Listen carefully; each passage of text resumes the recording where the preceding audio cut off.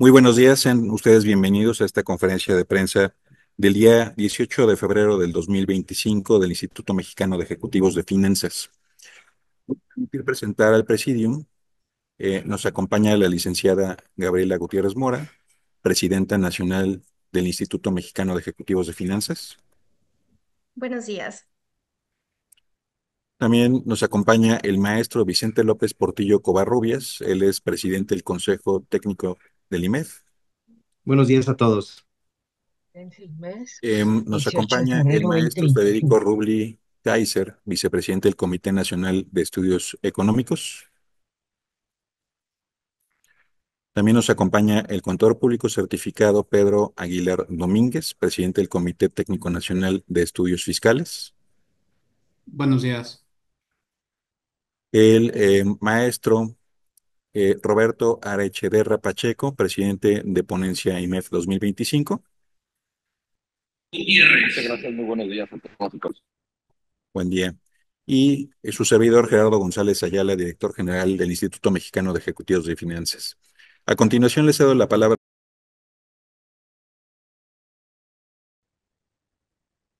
Muy buenos días. Vamos a dar lectura a los mensajes principales de nuestro boletín de prensa. Como puede apreciarse en la tabla del comparativo trimestral del 2025, nuestra encuesta muestra movimientos marginales prácticamente en todas las variables, con excepción de la generación de empleos, la cual continuó con una tendencia a la baja de 280,000 empleos nuevos esperados en el 2025 contra 300,000 de la encuesta de hace un mes, del mes pasado de enero.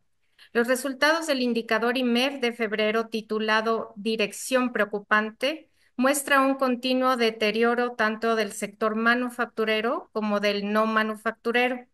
En el contexto de volatilidad e incertidumbre debido principalmente a la relación comercial con Estados Unidos, pero también a otros factores que se enuncian más adelante, la probabilidad es alta de que los indicadores de nuestra encuesta puedan deteriorarse en los siguientes meses. En el cuadro del marco macroeconómico para el 2026 también se observan variaciones marginales, pero de igual manera son susceptibles a la volatilidad esperada para los siguientes meses. El IMEF, por otro lado, expresa su beneplácito por la ratificación en el Senado por unanimidad de la propuesta del Ejecutivo del doctor Gabriel Cuadra para cubrir una vacante en la Junta de Gobierno del Banco de México. El doctor Cuadra se formó profesionalmente dentro de la institución y su amplia experiencia y conocimiento en materia monetaria es justo la indicada para el puesto. Vamos a leer los principales factores que originan la incertidumbre y variabilidad de las expectativas. En primer lugar, la designación de los carteles mexicanos como organizaciones terroristas extranjeras. Se espera que Estados Unidos designe esta misma semana a 6 organizaciones delincuenciales mexicanas como organizaciones terroristas extranjeras. Esto lo hará por consideraciones de seguridad nacional. Ello tendrá muy probables impactos en la operación del sector financiero y de las empresas, pues con esta designación la Oficina de Control de Activos Extranjeros, la OFAC, puede bloquear propiedades y activos de individuos, empresas y entidades financieras e inclusive prohibir transacciones de todo un país o región geográfica. En segundo lugar, tenemos los aranceles del presidente Trump y revisión del TEMEC. La posibilidad que se cumpla alguna o todas de las 3 advertencias de implementación de aranceles por parte de Estados Unidos, siendo la primera el 4 de marzo con aranceles generales, en principio del 25%, el 12 de marzo para el acero y aluminio y el 2 de abril para la industria automotriz. Ya el IMEF ha reconocido los efectos negativos de los aranceles sobre el crecimiento del PIB, la inversión, el tipo de cambio y finalmente la inflación. Además, la adopción de cualquiera de estos regímenes de aranceles, como lo ha declarado Trump, pudiera precipitar el inicio antes del calendario previsto de una renegociación del TEMEC. Tenemos en tercer lugar la desconfianza de los inversionistas debido a las reformas constitucionales. La reforma judicial y la eliminación de organismos autónomos ha propiciado una persistente falta de inversión nueva, tanto nacional como extranjera.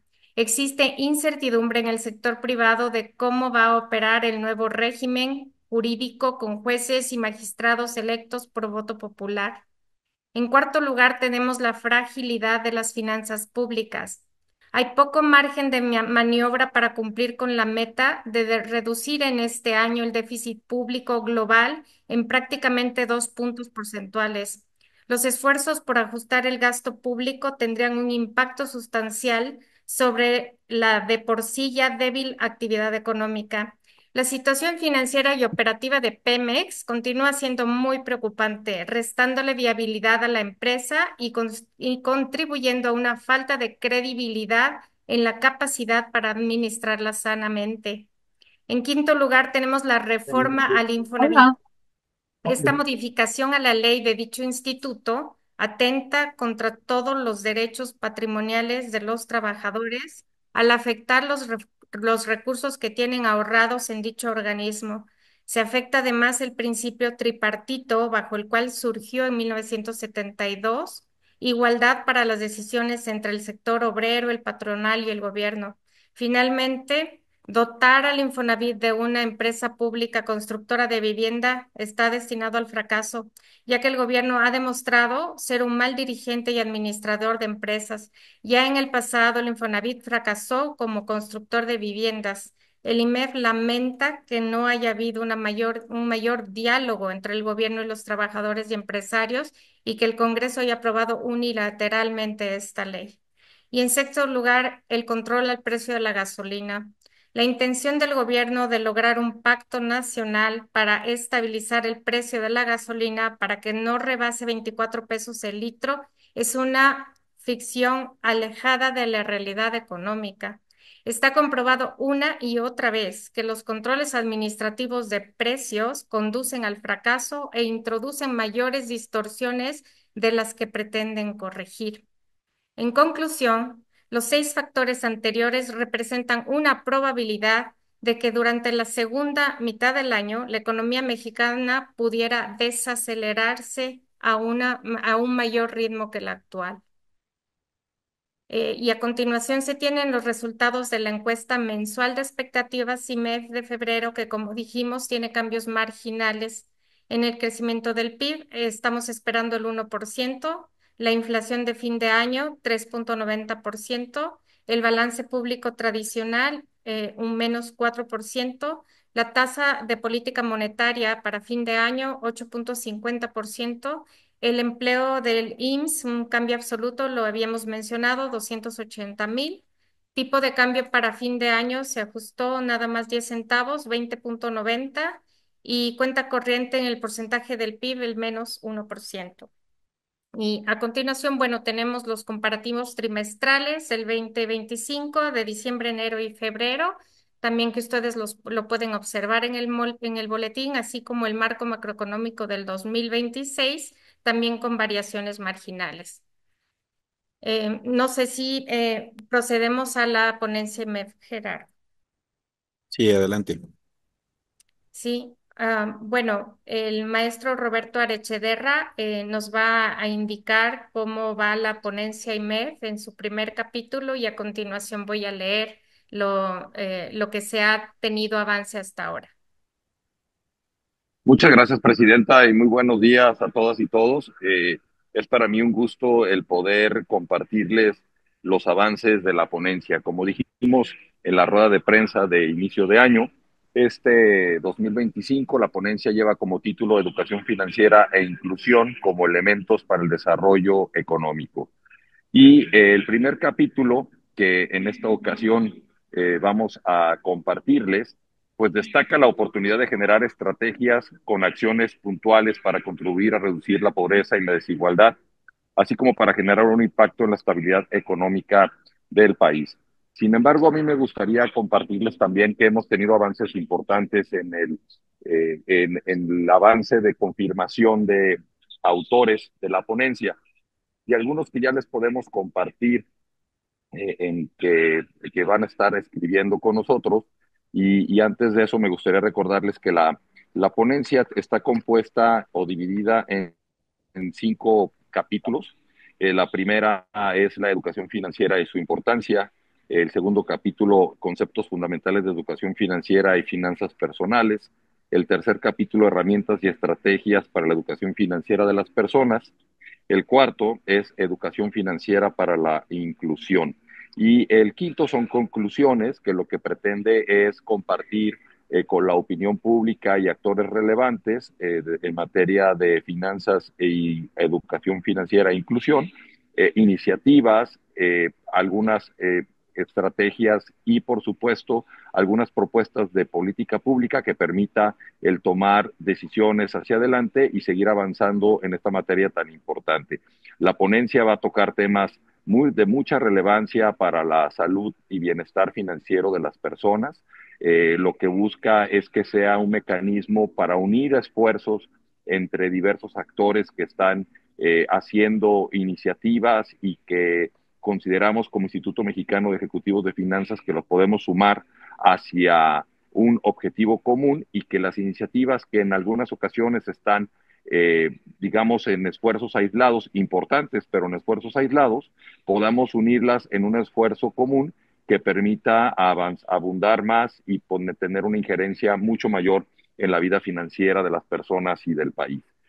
Algunas de las personas que van a estar escribiendo, pues el día de hoy, Gabriela Gutiérrez Mora nos va a hablar justamente del capítulo primero que acaba de escribir, donde va a tratar temas de la importancia del crédito, de la importancia de la inclusión de las microempresas, de las personas en general.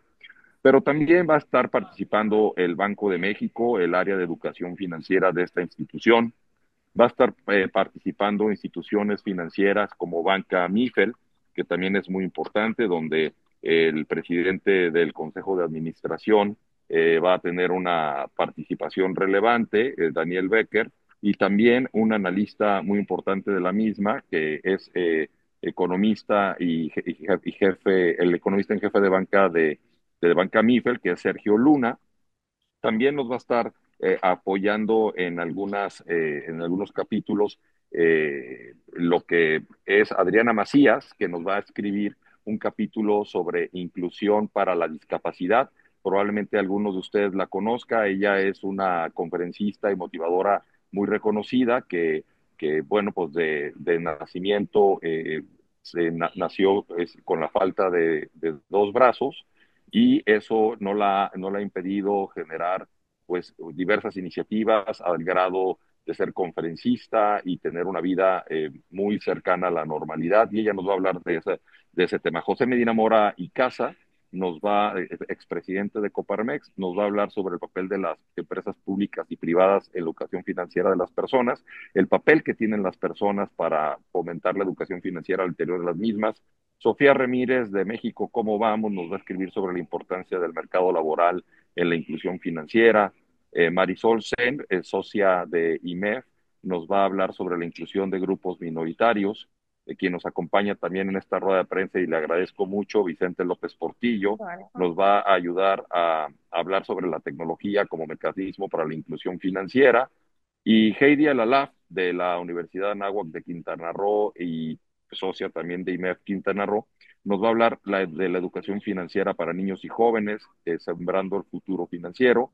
Y también le agradecemos mucho a la maestra Mitzi Jacqueline Gómez Fernández, quien nos estará hablando de la educación financiera a nivel internacional y las perspectivas para América Latina y el Caribe. Entonces estamos muy contentos con una ponencia que estamos seguros que va a dejar una huella muy importante en la ruta de salud financiera de nuestro país, y que como IMEF estaremos impulsando durante este año, y que se dará a conocer cada mes durante esta rueda de prensa un nuevo capítulo. Y por supuesto en la convención nacional que tendremos en el mes de noviembre se daremos a conocer y entregaremos el documento final a las autoridades de nuestro país, en donde tenemos y albergamos la expectativa de que nos acompañe la presidenta Claudia Sheinbaum para poder hacer entrega de este documento y que sirva como referencia y como inspiración y como iniciativa para políticas públicas a favor de la educación financiera e inclusión. Y de mi parte sería todo. Es cuanto, Presidenta. Muchas gracias.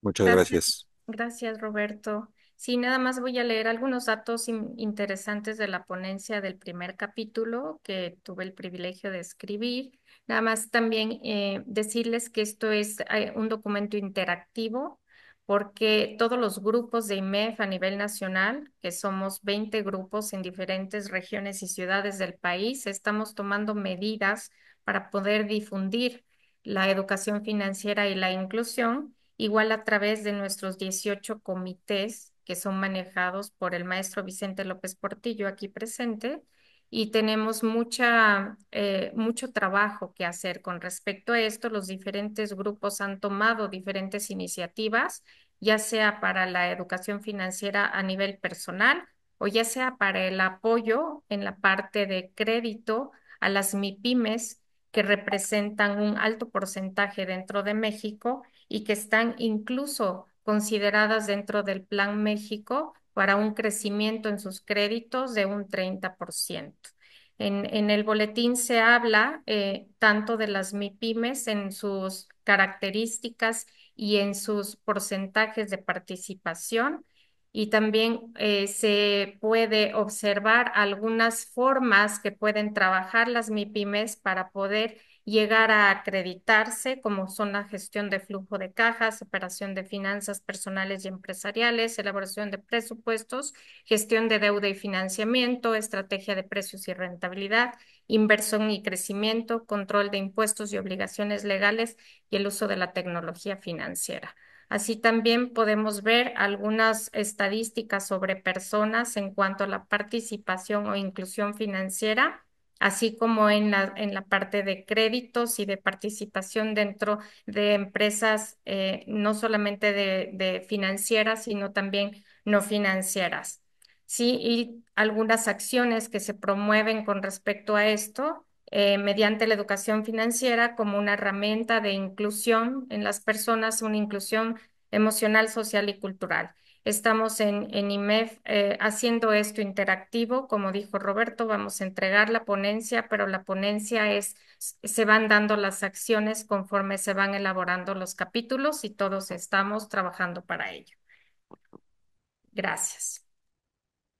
Muchas gracias a nuestra presidenta nacional y a Roberto Arechederra por su participación. Y a continuación estaríamos dando paso a la sección de preguntas y respuestas. Ya tengo por aquí registrado a la primera participante, es Leonor Flores de El Universal. Adelante, Leonor. Bienvenida. Hola, muy buenos días a todos.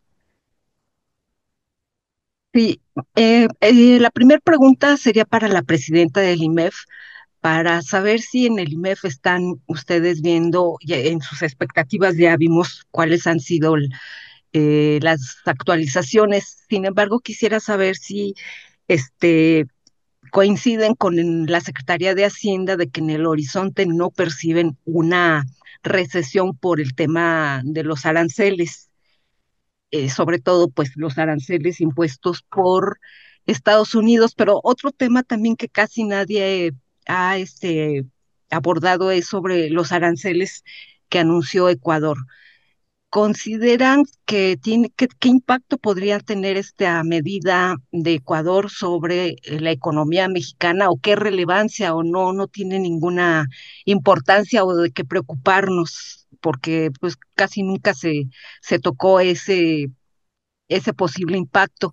Para el licenciado Rubli, si nos puede dar su comentario acerca de qué manera el nuevo integrante de la Junta de Gobierno en el Banco de México va a venir a enriquecer pues precisamente las discusiones y decisiones que va a tener que tomar el Banco Central, porque se habla que va a haber un mayor recorte, ¿no? Que hay posibilidades de que lo pueda hacer, pero que también hay riesgos a la alza en la inflación y finalmente para el presidente de la ponencia, Roberto Arechederra, eh, conocer su opinión en temas del sector financiero, ¿qué tanto estaría México preparado para que recibieran una moneda digital y si considera que Banco de México debería esperar para lanzar precisamente su proyecto de la moneda digital, tomando en cuenta pues todo lo que está pasando en el mundo de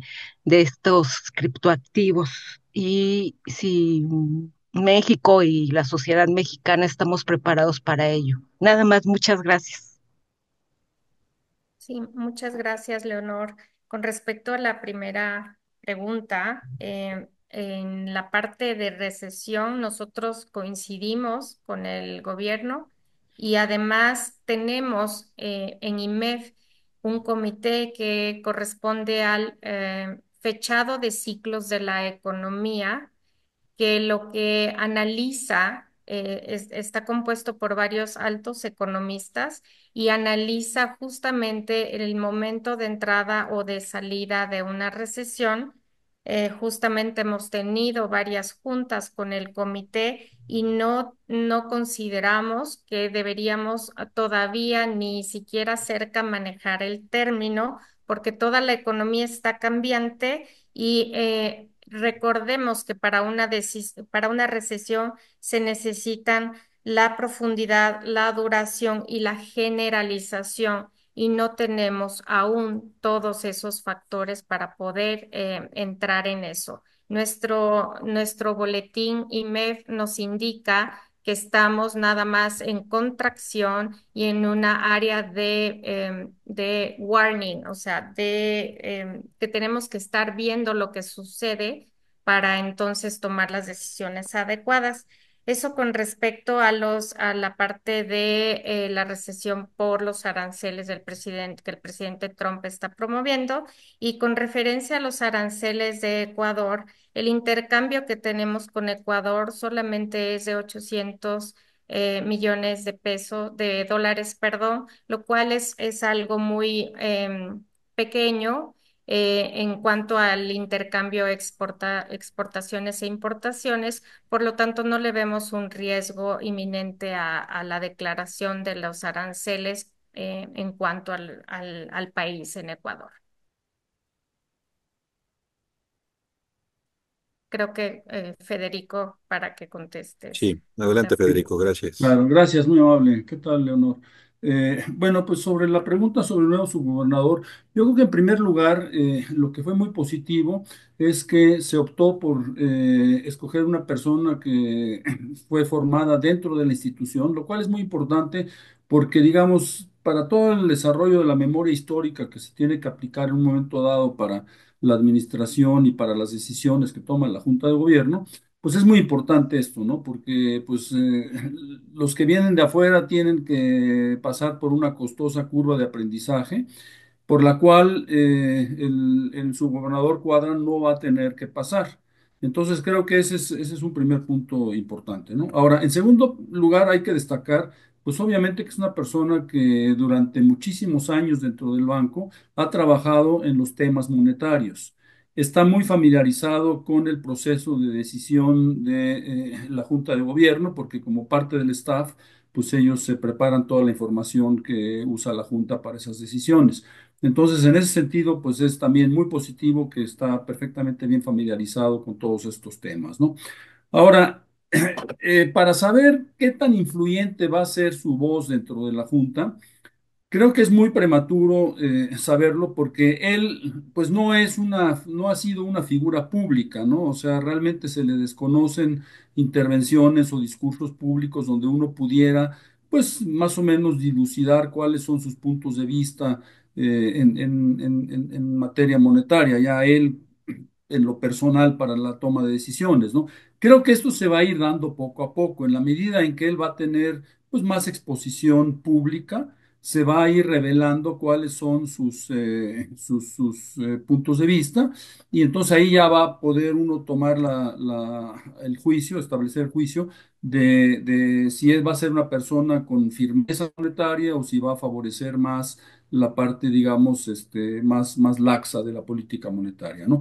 Por ahora creo que pues es muy positivo que en la decisión a la cual él ya se incorporó, haya sido unánime la decisión, ¿no? Y pues hacia adelante yo creo que creo que los 5 miembros de la Junta de Gobierno van a ser muy cautos porque pues hay muchas incertidumbres en el horizonte, ¿no? O sea, como para determinar si se va a seguir definitivamente con el ciclo de baja tasas de interés, son demasiadas las incertidumbres, ¿no? Empezando por la más evidente, que es la de los aranceles, ¿no? O sea, obviamente si se llegan a imponer los aranceles, si es que son al 25% y si es que son generalizados, pues claramente van a tener un impacto muy importante sobre el tipo de cambio y también pues esto va a repercutir en la decisión de pues retrasar o pausar la baja de tasas, ¿no? Entonces pues tenemos que esperar ese tipo de definiciones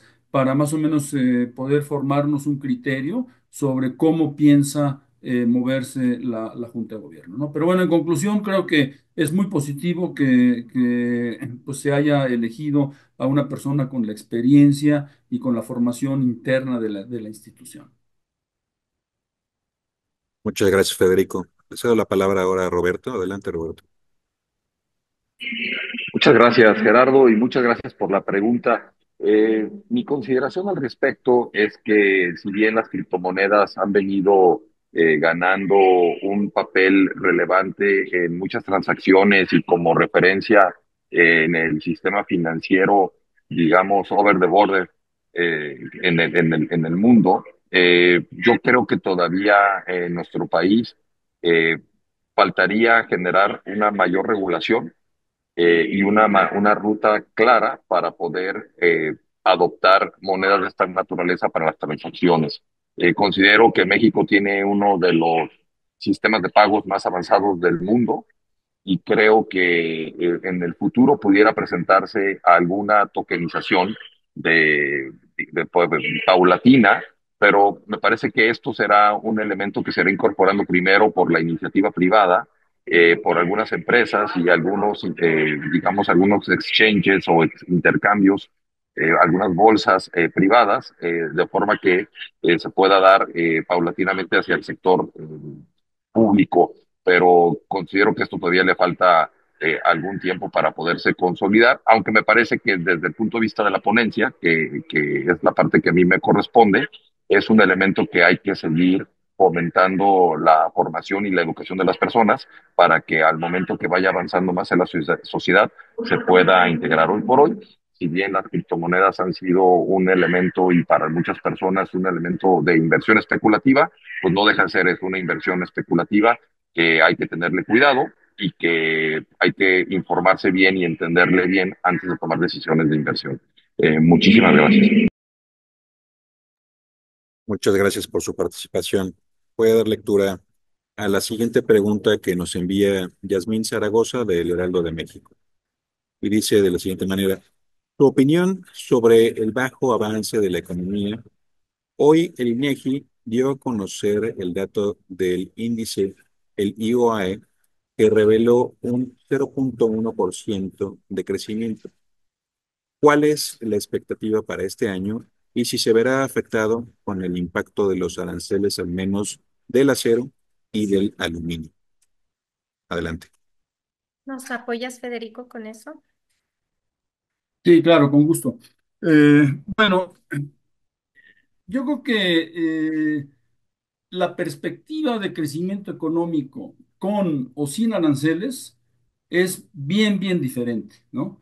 Nosotros en nuestra encuesta, lo que ustedes acaban de ver como el resultado de la expectativa de crecimiento económico para el año 2025 en la encuesta, eso es resultado de considerar que no va a haber aranceles, ¿sí? O sea, y tampoco ni los generalizados ni los del acero y el aluminio, ¿no? Entonces, obviamente, si esto cambia dentro de unas cuantas semanas, que es lo que puede suceder, pues evidentemente esa cifra ya no va a ser relevante. Y ahí es donde realmente nos acercamos más a que se siga desacelerando de una manera muy importante la economía. Y bueno, una paulatina desaceleración y una constante desaceleración inevitablemente sí te conducen a una recesión. Entonces, no podemos estar en estos momentos prediciendo si va a haber o no va a haber una recesión con base en que si se van a imponer los aranceles o no. Lo que sí podemos decir es que si se imponen los aranceles, el crecimiento económico va a ser muy, muy bajo, ¿sí? O sea, quizás alrededor del 0,2%, pero perfilándose inclusive a cifras negativas, en donde ya entraríamos en ese terreno que no quisiéramos, pero que entraríamos en ese terreno de la recesión.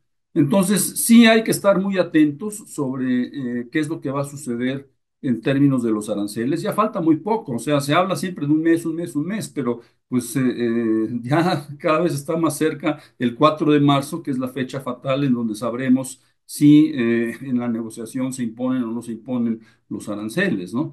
Entonces sí hay que estar muy atentos porque definitivamente los aranceles, si se llegan a imponer, va a ser un cambio fundamental en las expectativas tanto de crecimiento como de inflación, como de tasas de interés, ¿no? Entonces, realmente todo es muy, muy, muy sujeto, está todo condicionado y sujeto a ello. Por eso al principio del boletín dijimos muy claramente, dijimos, estas expectativas están sujetas a la incertidumbre y la volatilidad que se está generando en las siguientes semanas y pueden cambiar pues radicalmente, ¿no? Muchas gracias.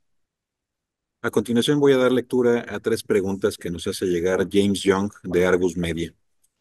La primera dice, ¿podrían dar un ejemplo de escenario en el que uno o más de estos seis factores de riesgo para el crecimiento se materializaran y tuvieran un impacto suficiente para generar una recesión en 2025? La siguiente dice, la proyección de crecimiento del PIB del 1% en 2025 supone que ninguno de los riesgos se materializa de manera sustancial. Y la última dice, si el arancel estadounidense dirigido al sector automotriz fuera el único de los tres promulgados, ¿qué impacto tendría esto en la industria automotriz mexicana y en los fabricantes de automóviles estadounidenses con plantas en México? Adelante. Sí, gracias. Voy a contestar la primera pregunta del ejemplo. Pues sí, pusimos 6 puntos en los que tenemos que tener foco. El primero, me voy a referir al primero, que es la designación de los cárteles mexicanos como organizaciones terroristas extranjeras, porque es el más próximo. En esta misma semana se va a tener noticias de cuáles 6 organizaciones delincuenciales mexicanas pueden ser designadas dentro de este grupo. Y esto sí tiene repercusiones e impactos en la operación del sector financiero y de las empresas. Va a haber mucho más revisión por parte de las instituciones financieras, no financieras, empresas y todo donde se manejan transferencias y operaciones, porque sí pueden ligarse con estas organizaciones. Entonces, estemos preparados para que las instituciones o las empresas nos pidan mayor información, mayor control de los biométricos, etcétera. Entonces, esto sí es un ejemplo de que sí puede afectar sobre todo la parte de remesas, depósitos e intercambio en general con bancos corresponsales en Estados Unidos. Con respecto a la proyección del crecimiento del PIB, si nos ayudas, Federico, y también con respecto a los aranceles. Sí, claro. Bueno, como expresé en la respuesta anterior, exactamente, o sea, nuestra proyección del 1% de crecimiento para este año es sin considerar que se materialicen pues, la parte más importante de estos seis riesgos que hemos señalado, ¿no? Obviamente la combinación de los seis riesgos es letal. O sea, si se dan los seis, pues realmente el impacto sobre el crecimiento sería muy, muy significativo. Ahora, hay algunos que, pues quizás no son tan fuertes, pero que sí influyen en las expectativas. O sea, por ejemplo, lo de la reforma del Infonavit que se mencionó, lo del control de la gasolina y sobre todo lo de la desconfianza que tienen los inversionistas debido a las reformas constitucionales, todas ellas, pues evidentemente tienen un impacto fuerte sobre las expectativas. Y las expectativas, pues van a mover claramente los resultados que se puedan obtener, ¿no? En particular, uno de los elementos que también pudiera tener un fuerte impacto para decrecer el crecimiento, pues es la fragilidad de las finanzas públicas, ¿no? Y ahí aunado, como lo señalamos, pues también la parte de Pemex. O sea, es realmente preocupante que no se está encontrando una viabilidad tanto operativa como financiera para la empresa y eso, bueno, pues obviamente va a impactar, ¿no? Y la verdad es que nosotros en esto nos basamos también en los resultados de nuestro indicador IMEF, porque si ustedes ven el boletín que dimos a conocer hace poco acerca del último dato del indicador IMEF, pues claramente la tendencia de los dos indicadores, tanto el manufacturero como el no manufacturero, es muy decreciente. O sea, la dirección es claramente hacia abajo, por eso el título que le dimos a ese boletín, ¿no? Que fue dirección preocupante, porque sí vamos en una dirección de una desaceleración, ¿no? Y acuérdense que desaceleración tras desaceleración tras desaceleración, cumpliendo con los requisitos que establece el Comité de Fechado de Ciclos Económicos, pues claramente eso nos conduce al final del día a una recesión, ¿no? Eh, Creo que había otra pregunta sobre el sector automotriz. Bueno, claramente el sector automotriz, tanto en México como en Estados Unidos, sería de los más damnificados si se llegan a imponer los aranceles a los automóviles y o también al aluminio y al acero, ¿no? Entonces sí es preocupante porque el sector automotriz, al menos en México, ha estado pues recuperándose de una manera bastante satisfactoria, pero bueno, pues, esto puede realmente darle un revés muy fuerte al desarrollo y recuperación que ya tiene el sector automotriz, ¿no? Entonces sí es algo de preocupación y bueno, pues todo esto está sujeto finalmente a la negociación, o sea, no sabemos en todos estos días que ha estado negociando el gobierno mexicano con el gobierno de Estados Unidos para precisamente pues llegar el 4 de marzo y poder decir, bueno, pues que lo deseable, ¿verdad? Que no se impongan los aranceles y que se termine con esa amenaza. Pero yo creo que esto va a ser muy difícil, ¿no? O sea, yo creo que desde el punto de vista político, por el manejo político que le ha dado el presidente Trump a los aranceles, creo que va a ser muy difícil y va a mantener esto pues como una amenaza permanente, ¿no? Muchas gracias por sus respuestas. A continuación, Miguel Moscosa, del CEO, nos envía la siguiente pregunta. Con las nuevas amenazas de Trump sobre los aranceles, pero ahora con el VAT, IVA en México, ¿se abre otro episodio de incertidumbre? Esa es la primera pregunta. Y dice, ¿qué impacto podría darse en finanzas públicas en caso de que escalen estas advertencias? Ahí finaliza. Adelante. Perdón, ¿puedes repetir la primera pregunta? No entendí muy bien a qué se refiere la primera pregunta, ¿cómo iba? Claro. Dice, con las nuevas amenazas de Trump sobre aranceles, pero ahora con el VAT, IVA en México, ¿se abre otro episodio de incertidumbre? Sí, sí, definitivamente. O sea, es una advertencia, pero definitivamente si esto se llega a materializar, pues es un elemento más que va a agregar a la incertidumbre y que puede, pues obviamente, alimentar expectativas negativas y finalmente traducirse en un impacto, pues, negativo sobre los aranceles, ¿no? Entonces, claramente eso tiene que ver, ¿no? Ahora, la otra pregunta era en relación a a las finanzas públicas, ¿verdad? Si un escalamiento de esto, de los aranceles pudiera impactar las finanzas públicas. Sí, definitivamente sí las puede afectar. Y lo que más nos preocupa sobre el desempeño de las finanzas públicas, ¿no? Es que ello finalmente va a impactar en las revisiones que hagan las calificadoras. Y digo, se ha hablado poco hasta ahora del análisis que hacen las calificadoras, pero pues quizás hacia la segunda mitad del año las calificadoras van a estar muy atentas sobre cómo va el desarrollo, sobre todo de las finanzas públicas, porque es la principal variable que toman en cuenta las calificadoras para establecer su calificación, ¿no? Entonces, vamos a tener que estar muy atentos sobre cómo van a analizar estas calificadoras las finanzas públicas, porque la verdad es que sería muy negativo que iniciando el año 2026 se diera una baja en la calificación que nos acercara al pérdida de grado de inversión. Entonces, creo que eso hay que evitarlo a toda costa y por eso volvemos a insistir desde el IMEF es muy importante un manejo realmente prudente, sensato, racional de las finanzas públicas. Gracias, Federico. Ana María Martínez del Financiero te envía directamente, Federico, la siguiente pregunta. Dice, ¿cuál es el riesgo de que Banxico acelere nuevamente el recorte de la tasa de referencia en marzo en medio de un escenario con alta incertidumbre y con varias amenazas por parte de la política de Estados Unidos? Y también continúa diciendo, ¿qué tanto alejan potenciales inversiones las políticas internas del país frente a la incertidumbre externa? Adelante. Sí, gracias. Bueno, es bien sabido que una manera, si se llegan a imponer los aranceles, una manera de absorber el choque de los aranceles, ¿verdad? Pues es mediante un ajuste del tipo de cambio.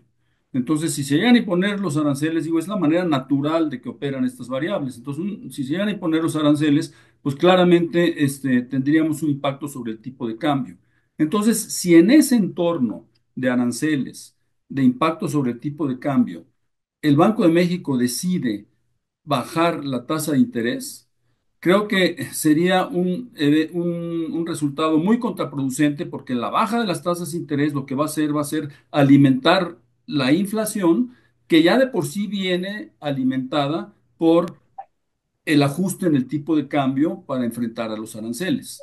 Entonces, la verdad es que sería Puede ser, ¿eh? Porque aquí entre un nos, entre escenario. Cindy y Mauro, no hay mucha buena comunicación. Perdón, sería un escenario que no debe de darse, ¿no? Porque entonces tendríamos el peor de los escenarios, tendríamos aranceles, tendríamos un impacto sobre el tipo de cambio negativo, tendríamos una baja de las tasas de interés y todo ello alimentando la inflación y evitando que el Banco de México pueda cumplir con su meta del 3% el año que entra, ¿no? Entonces, creo que eso es bien importante tenerlo en mente y pues esperemos que la Junta de Gobierno en ese sentido tenga muy claro este escenario, ¿no? Muchas gracias. También tenemos aquí anotado a Sergio Ángeles de Reforma y dice, ¿cómo evalúan este plan de control en el precio de la gasolina del gobierno sin modificar la tasa de recaudación del IEPS? Y también dice, ¿podrían proporcionarnos una mayor lectura sobre las distorsiones de mercado que provocaría fijar un control de precios en la propia gasolina? Adelante. Sí, el problema de los controles de precios, y por eso no funcionan, es que al final del día crean escasez.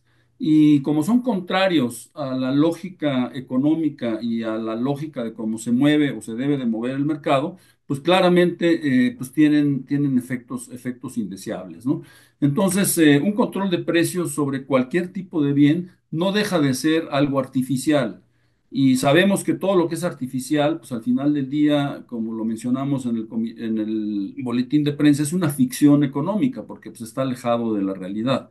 Entonces, en ese sentido, pues sería muy, muy negativo, ¿no? El querer imponer este acuerdo disque para estabilizar el precio, porque la manera de estabilizar un precio no es mediante controles administrativos, ¿no? O sea, yo creo que eso está demostrado ya a lo largo de la historia, no solo de México, sino en general de la parte económica, ¿no? Entonces, la verdad es que sí se nos hace pues algo que es desafortunado que se esté pensando en que el control de precios de la gasolina pudiera ser una manera para pues beneficiar a los consumidores. O sea, lejos de beneficiarlos, a la larga los va a perjudicar, va a crear escaseces y finalmente se va a tener que ajustar el precio, aunque no queramos, ¿no?